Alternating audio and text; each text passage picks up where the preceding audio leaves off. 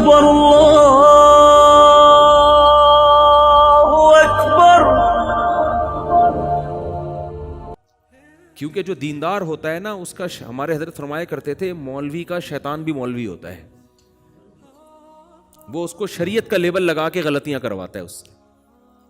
وہ اس کو جو ہے نا جو مولوی ٹائپ کے لوگ ہوتے ہیں ان کا شیطان مولوی ٹائپ کا ہوتا ہے. جو مولوی ہوتے ہیں ان کا شیطان مولوی ہوتا ہے. جو مولوی ٹائپ کے ہوتے ہیں وہ بھی مولوی ٹائپ کا. جو شیطان اتنا ماہر ہے وہ ہر ایک کو ہر فیلڈ کا ماہر ہوتا ہے شیطان. اس کو پتا ہے اس بندے کو میں نے کہاں کیسے گمراہ کرنا ہے. آپ کو پتا ہے یہ جو عیسائیوں میں شرک آیا یہ شیطان لے کر آیا نا. تو کیا شیطان نے عیسائیوں کو عیسیٰ علیہ السلام کے خلاف بغاوت پہ اکسایا تھا؟ کیا مذہب سے دور ہٹایا ان کو؟ نہ نہ نہ نہ. وہ جانتا تھا کہ یہ لوگ عیسیٰ ابن مریم کے اتنے معجزے دیکھ چکے ہیں اتنے کہ یہ اب عیسیٰ ابن مریم سے دور ہونے والے نہیں ہیں. ان کو آپ کے نبی ہونے پر اتنا یقین ہے کہ میں اگر ان کو یہ وسوسے ڈالوں گا کہ وہ نبی نہیں تھے تو ٹائم ویسٹنگ کے علاوہ کچھ بھی حاصل نہیں ہوگا. ٹائم ویسٹنگ ہے. یہودی کو اس نے یہ ورغلا دیا کہ یہ نبی نہیں ہے. شیطان نے جو ہے نا ورغلا دیا. عیسائیوں کو نہیں ورغلا. وہ تو صبح شام عیسیٰ ابن مریم کے معجزے دیکھ رہے تھے. اتنے معجزے، بغیر باپ کے پیدا ہونا، پھر ماں کی گود میں گواہی دینا کہ میں اللہ کا پیغمبر ہوں، ایک خدا کی عبادت کرو. پھر اس نے سوچا کہ اس قوم کو میں شرک پہ لے کر آؤں. اس نے کہا ان میں شرک لانے کا طریقہ یہ کہ بت پرست بنا دوں میں ان کو. اس نے کہا شیطان نے بولا یہ بھی پاسبل نہیں ہے. وہ عیسائیوں کو جانتا تھا عیسیٰ ابن مریم توحید پر اتنا کچھ کہہ کے چلے گئے ہیں کہ بت پرستی اس قوم میں کبھی بھی نہیں آ سکتی. اگر میں ان کو بتوں کی عبادت پہ لاؤں گا تو ٹائم ویسٹنگ کے علاوہ کچھ بھی حاصل نہیں ہوگا. بہت امپورٹنٹ بات ہے. آج بھی یہی ہو رہا ہے. شیطان یہی کر رہا ہے. شیطان کو بہت بڑی فلم ایسے ہی تھوڑی کہا جاتا ہے. تو اس کو پتا تھا کہ یار ان میں بت پرستی نہیں آ سکتی. بت پرستی نہیں آ سکتی.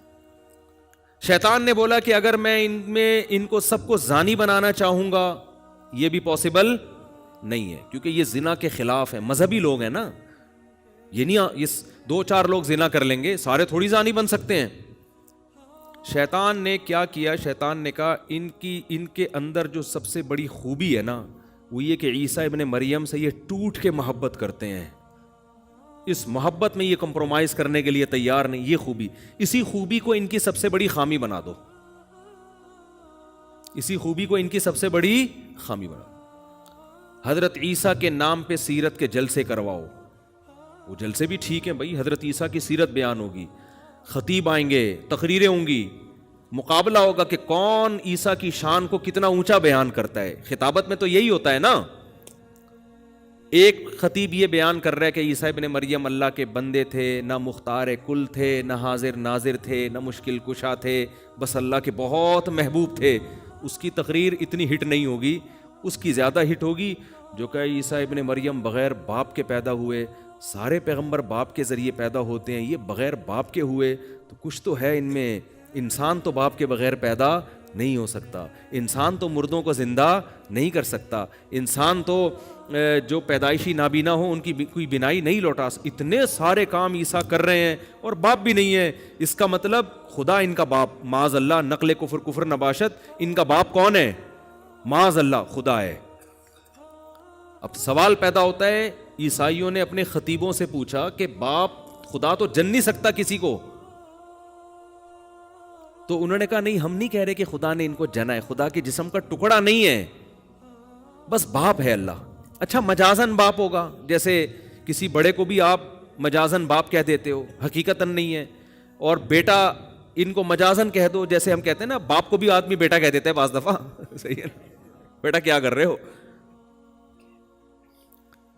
یا کسی دوست کو بیٹا کہہ دیتا ہے، یا کسی بھی چھوٹے آدمی کو بیٹا کہہ دیتا ہے محبت میں، حالانکہ وہ بیٹا نہیں ہوتا. تو مجازن کہہ دیا ہوگا بیٹا.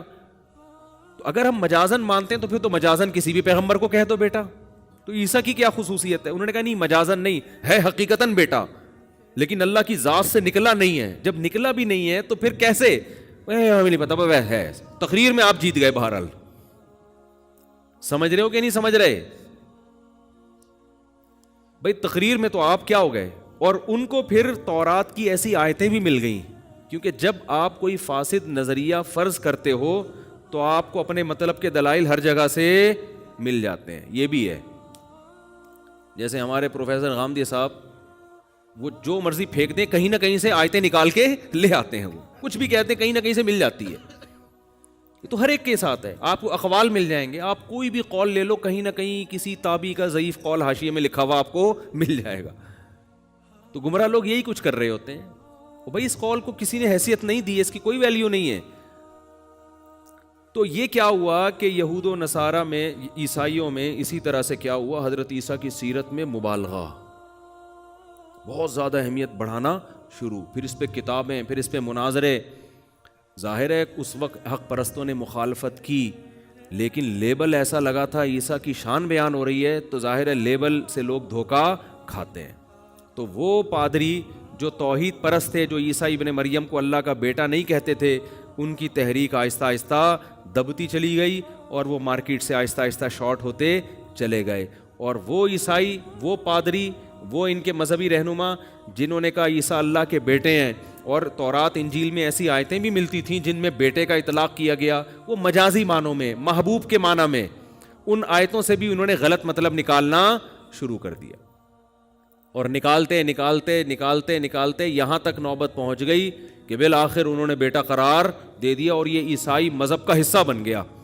تو شیطان نے عیسائیوں کو عیسیٰ علیہ السلام کی محبت ہی کو بیس بنا کر گمراہ کیا ہے. تو شیطان یہ سمجھتا تھا کہ عیسیٰ کی بغاوت پہ لا کے ان کو گمراہ نہیں کیا جا سکتا. اللہ اکبر اللہ